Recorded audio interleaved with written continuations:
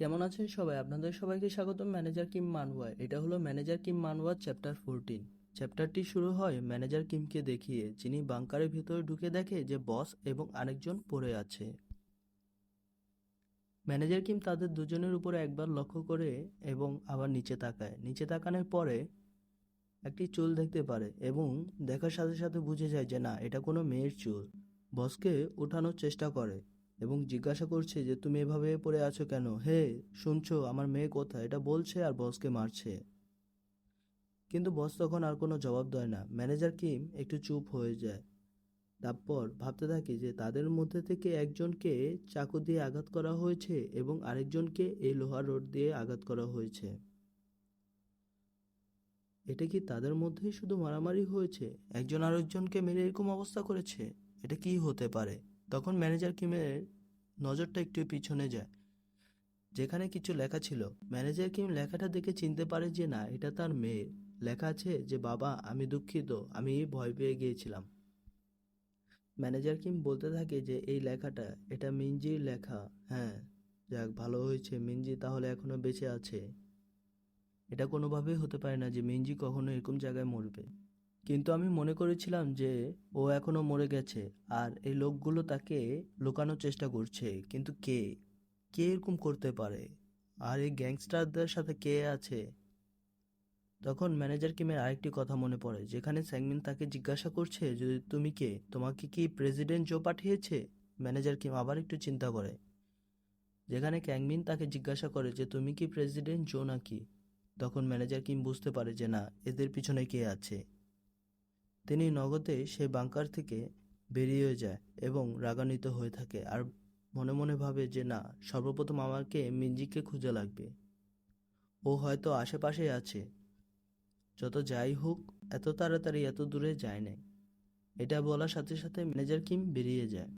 Manager Kim চলে যাওয়ার সাথে সাথে বস তার নিজের চোখ খুলে এবং তাকিয়ে দেখে যে ম্যানেজার কিম আছে নাকি, আর বলে যে ও কি সত্যি চলে গেছে? ওই হারামিটা, আমি প্রায় মরে গিয়েছিলাম।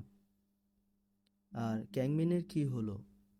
ক্যাংমিন কি সত্যি হেরে গেল যার ফলে এটা এইখানে আসতে পারছে? তখন দেখা যায় যে গেটটি খোলা। এটা দেখার সাথে সাথেই বস বের হওয়ার চেষ্টা করে, কিন্তু বাইরে বার্গার দাঁড়িয়ে আছে। বার্গার সে গেটটা বন্ধ করে দেয় আর বস বলতে থাকে যে এই বার্গার, দাঁড়াও, তুমি এগুলো কি করছো? এই আমরা কথা বলি। তুমি আমার সাথে এমন করছো কি লাগা? কারণ কি আমি তোমার সাথে কিছুক্ষণ আগে যা করছিলাম সেজন্য? হ, তুমি তো জানো আমি এরকমই, তাই ঠান্ডা হও আর আমরা চলো তাড়াতাড়ি কথা বলি। তখন বার্গার বলে ফাক। বস বলে যে কি? এই হারামি, তুমি কি এখন আমাকে ফাক বল? তখন বার্গার বলে যে তুমি জানো যে তুমি এখন এখান থেকে বের হতে পারবে না। বস আগে বলে এই হারামিটা। বার্গার আরও বলে যে হ্যাঁ, হারামির ছেলে। তখন বস বলে যে এই আমি তোমাকে ভালো মতো ট্রিট করেছিলাম, তাহলে তুমি আমাকে এখন বিশ্বাসঘাতকতা কেন করছো? হ্যাঁ, তুমি কি আমার সে ভুলের জন্য এমন করছো? এ, আমাকে বের হতে দাও। আর বার্গার বলে যে না, আমি তোমাকে এখন বের হতে দিব না। ঠিক আছে। বস একটু চুপ থাকে। তারপর বলে যে না বার্গার, শোনো, আমি তখন একটু চিন্তিত ছিলাম, তাই এমন করেছি, ঠিক আছে? আর তুমিও জানো যে আমি খুবই সেনসিটিভ যখনই প্রেসিডেন্ট জোর কোনো বিষয় আসে। আর তুমি তো জানো না যে আমি অনেক ভালো মানুষ। তখন বসের হাতটা কাঁপতে থাকে আর বলে যে তাহলে প্রেসিডেন্ট জো তাড়াতাড়ি চলে আসবে। বার্গার তখন একটু চুপ থাকে আর বস ডাকতে থাকে যে বার্গার, যদি প্রেসিডেন্ট জো চলে আসে তাহলে কিন্তু তুমি আর আমি, আমরা দুজনেই মরে যাব। আর প্রেসিডেন্ট জো আসলে শুধু আমি না, স্যাংমিন, তুমি এবং আমরা সবাই মরে যাব, তাই তাড়াতাড়ি দরজাটা খুলো। এটা বলতে থাকে আর চিৎকার করতে থাকে। অপরদিকে বার্গার তখনও বসে থাকে। বস তখন চিৎকার করে বলতে থাকে যে হে, দরজাটা খুলো, তাড়াতাড়ি দরজাটা খুলো। এটা বলতে থাকে আর দরজায় লাথি মারতে থাকে, কিন্তু তখনও দরজাটা খুলে না বার্গার। বসের চিৎকারে কোনো কাজ হচ্ছে না যখন, তখন বস বলে যে তুমি তো জানো না যে আমি একটা স্টেরি ডগ, তুমি কি ভুলে গেছো? এই হারামিটা, তাড়াতাড়ি দরজাটা খুলো। এরকম কিছুবার লাথি মারার ফলে বসের পায়েতেই একটু ব্যথা পায় আর বস পা নিয়ে ধরে দাঁড়িয়ে থাকে। বস চিন্তা করেই যে অনেক রাগান্বিত হচ্ছে যে এটা কি হচ্ছে আমার সাথে এখন। তখনই দরজাটা খুলে যায়।